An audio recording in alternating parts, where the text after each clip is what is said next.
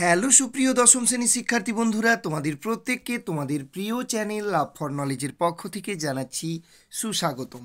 তো সুপ্রিয় বন্ধুরা, আজকের ভিডিওতে তোমাদের সঙ্গে আলোচনা করব মাধ্যমিক ভূগোলের একটি অতি গুরুত্বপূর্ণ 2 মার্কের প্রশ্নের উত্তর নিয়ে। তো আজকের প্রশ্নতে বলা হয়েছে মগ্নচড়া বা ব্যাং কি। এই প্রশ্নটি তোমাদের বিগত সালের মাধ্যমিক এক্সাম 2018-তে এসেছিল। তো চলো বন্ধুরা, এই প্রশ্নটির উত্তর এখন দেখে নিচ্ছি।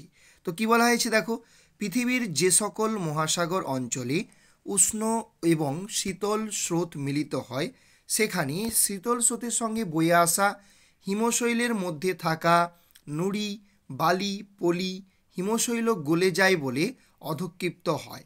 হাজার হাজার বছর ধরে সমুদ্র তলদেশে এই পদার্থসমূহ অধঃক্ষিপ্ত হয়ে সৃষ্টি হয় অগভীর সমুদ্র অঞ্চল। এই অগভীর সমুদ্র মগ্নচড়া বা ব্যাং নামে পরিচিত। তাহলে কি বলা হচ্ছে, যে পৃথিবীর যে সকল মহাসাগর অঞ্চলে উষ্ণ এবং শীতল স্রোত মিলিত হয়, সেখানে শীতল স্রোতের সঙ্গে বয়ে আসা হিমশৈলের মধ্যে থাকা নুড়ি, বালি, পলি এগুলো কি হয়, হিমশৈল গলে অধঃক্ষিপ্ত বা জমা হয়। হাজার হাজার বছর ধরে সমুদ্র তলদেশে এই পদার্থগুলো অধঃক্ষিপ্ত হয়ে বা জমা হয়ে সৃষ্টি হয় অগভীর সমুদ্র অঞ্চল। এই অগভীর সমুদ্র মগ্নচড়া বা ব্যাং নামে পরিচিত।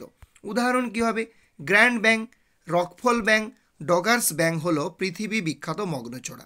আরও একটি গুরুত্বপূর্ণ পয়েন্ট আমাদেরকে মনে রাখতে হবে, মগ্নচড়াগুলি বাণিজ্যিক মৎস্য আহরণে বিখ্যাত। মানে কি, মগ্নচড়াগুলোর কাছে বাণিজ্যিক মৎস্য আহরণের বিভিন্ন কেন্দ্র গড়ে উঠেছে, ওই জন্য বলছে মগ্নচড়াগুলি বাণিজ্যিক মৎস্য আহরণের জন্য বিখ্যাত। তো সুপ্রিয় শিক্ষার্থী বন্ধুরা, এই ছিল আজকের আলোচনা।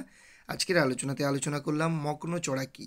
তো আশা করি আলোচনাটি ভালো লাগলো। যদি ভালো লাগে অবশ্যই তোমার প্রিয় বন্ধুবান্ধবীদের মধ্যে ভিডিওটি শেয়ার করে দাও। দেখাচ্ছে পরবর্তী ভিডিওতে। জয় হিন্দ, জয় ভারত।